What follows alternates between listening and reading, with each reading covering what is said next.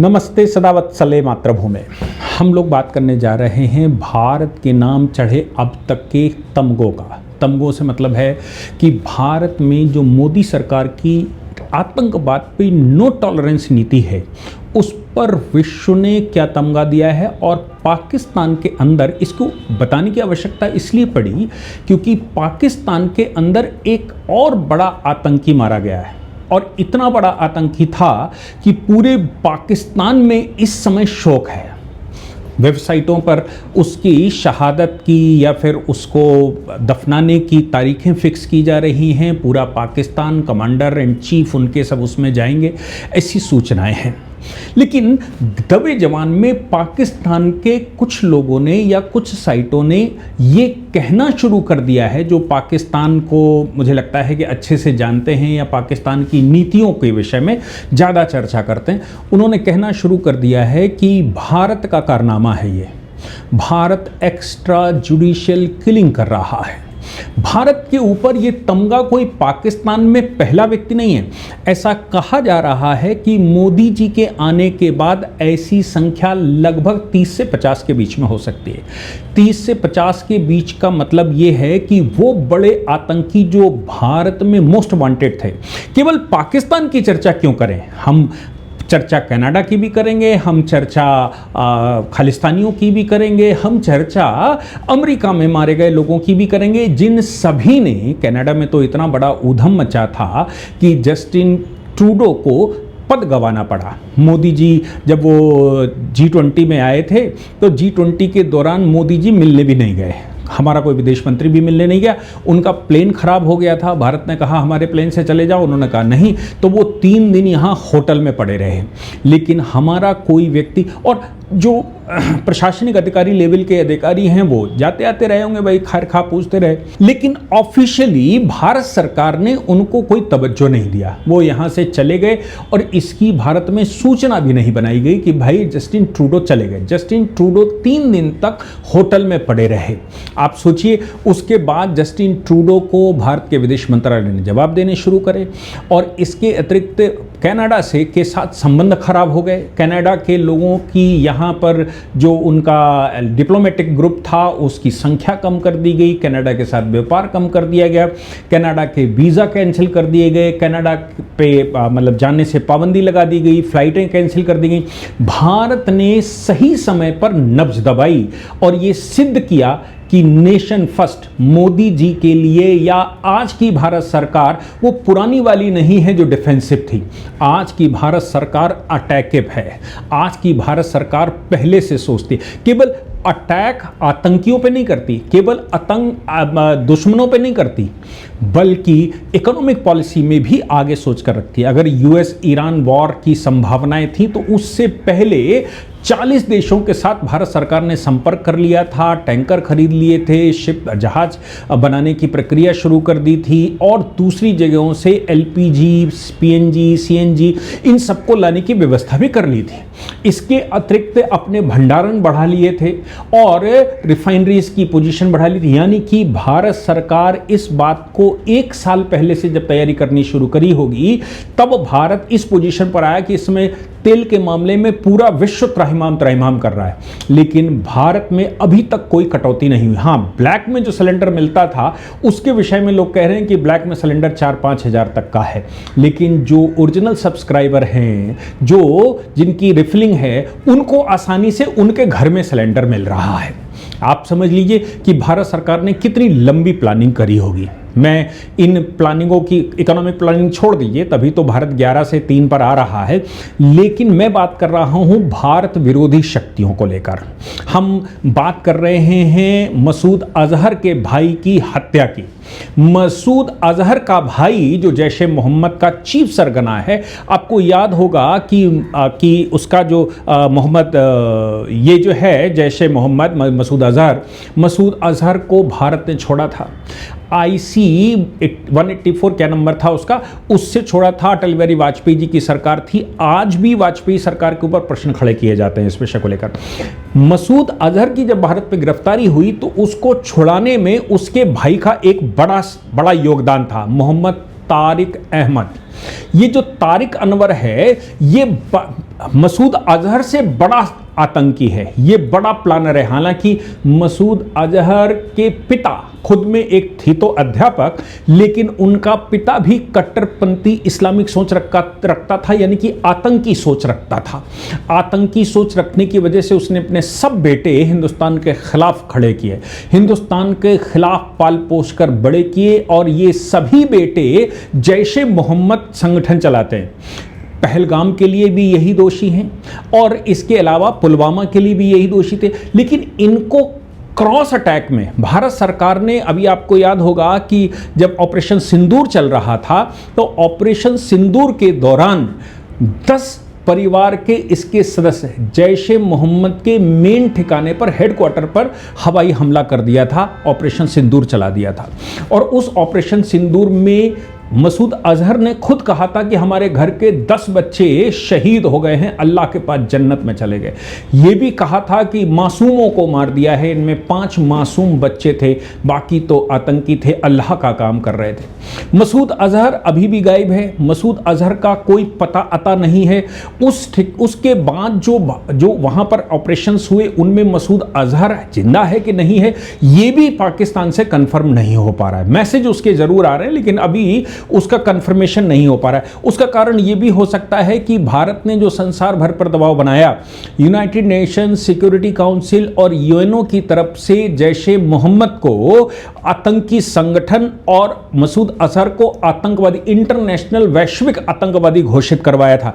इसके बाद पाकिस्तान पर दबाव बनना शुरू हुआ था, तो पाकिस्तान ने इनकी गिरफ्तारियां करनी शुरू की थी।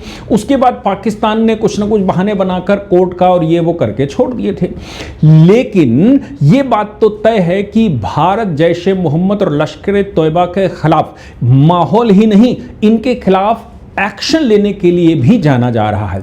मैं बात कर रहा हूं मोहम्मद ताहिर अनवर की। मोहम्मद ताहिर अनवर मारा गया है, और मारा गया है तो उसकी जो अंत्येष्टि है वो सोमवार को होने वाली है, इस जगह पर होगी, उस जगह क्यों महिमा मंडन करना, कौन सी मस्जिद में होगी, ये सब वो कह रहा है। लेकिन 1994 में ये मसूद अजहर जब गिरफ्तार हुआ था तो 1999 में इंडियन एयरलाइंस का विमान IC 814 को जब छुड़ाने का नंबर आया था तो यही तारिक अनवर ही सामने आया था जिसने ये सारा षड्यंत्र रचा था और छुड़ा ले गया था।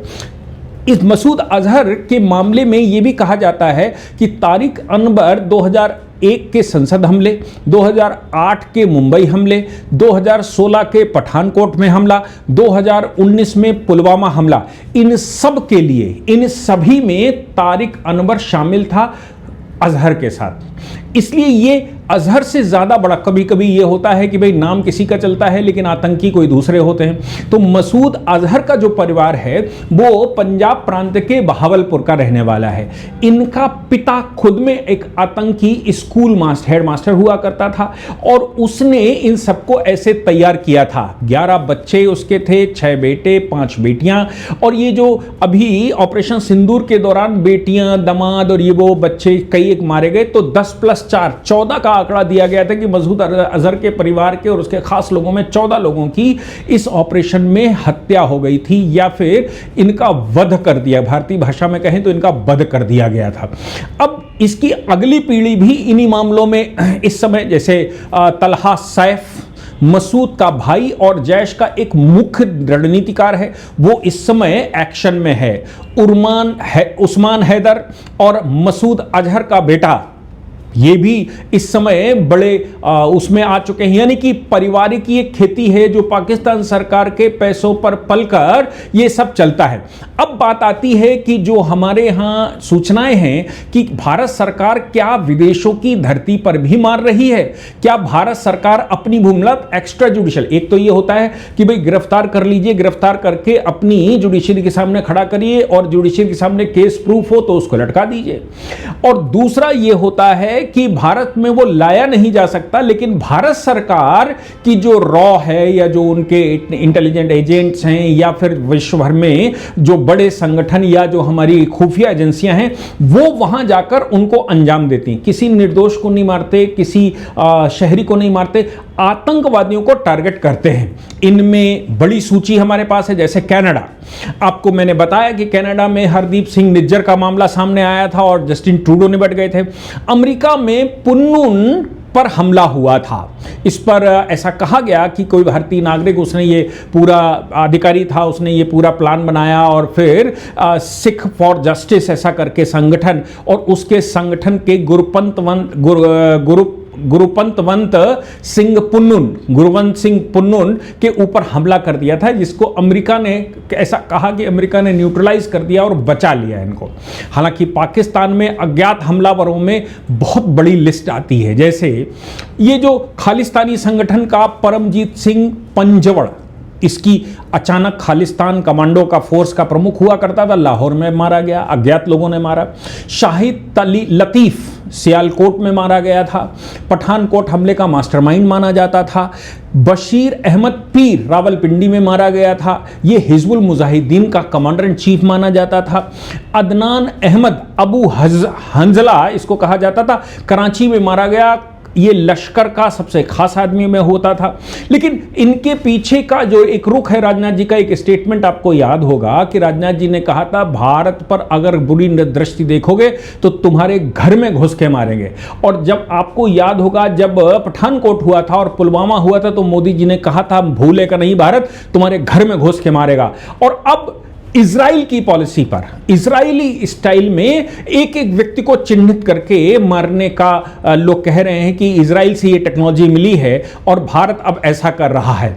आपको याद होगा, ब्रिटेन में 2023 में ही अवतार सिंह खांडा ऐसा एक आतंकी, खालिस्तानी आतंकी, वो भी बर्मिंघम में अस्पताल में मारा गया था। और ऐसे कई एक, मतलब अंतर्राष्ट्रीय स्तर पर यह कहा जा रहा है कि भारत अब डिफेंसिव नहीं है, भारत अब एग्रेसिव है। एग्रेसिव का मतलब मुनरो डॉक्ट्रिन। आपको मुनरो डॉक्ट्रिन के विषय में बता दूं, अमेरिका यह कहता है कि मुनरो, उनका एक विदेश मंत्री हुआ करता था, लॉर्ड मुरलो नाम हुआ करता था क्या, तो उस डॉक्ट्रिन को ही मुनरो डॉक्ट्रिन कहते हैं। मुनरो डॉक्ट्रिन का हवाला देते हुए ही अमेरिका ने ईरान पर हमला किया, इराक पर हमला किया, अफगानिस्तान पर हमला किया, वेनेजुएला पर हमला किया।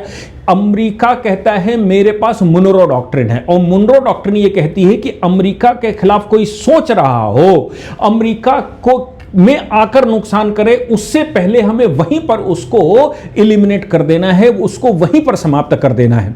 मुनरो डॉक्ट्रिन क्या भारत के ऊपर लागू नहीं होती? भाई अगर अमेरिका मुनरो डॉक्ट्रिन लगा सकता है तो भारत क्यों नहीं लगा सकता?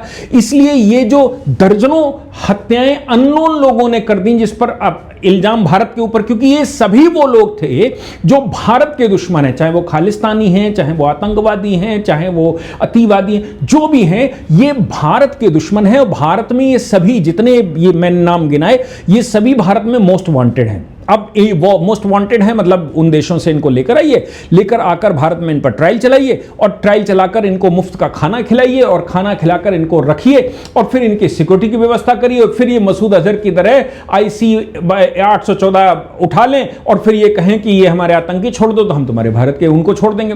भारत सरकार का मुझे लगता है कि अब ये जो कहा जा रहा है कि भारत सरकार एग्रेसिव हो गई है, मुनरो डॉक्ट्रिन के तहत अपने आतंकी को वहीं मारने में सक्षम है। हालांकि भारत सरकार ने ऑफिशियली आज तक कभी कोई बात नहीं कही।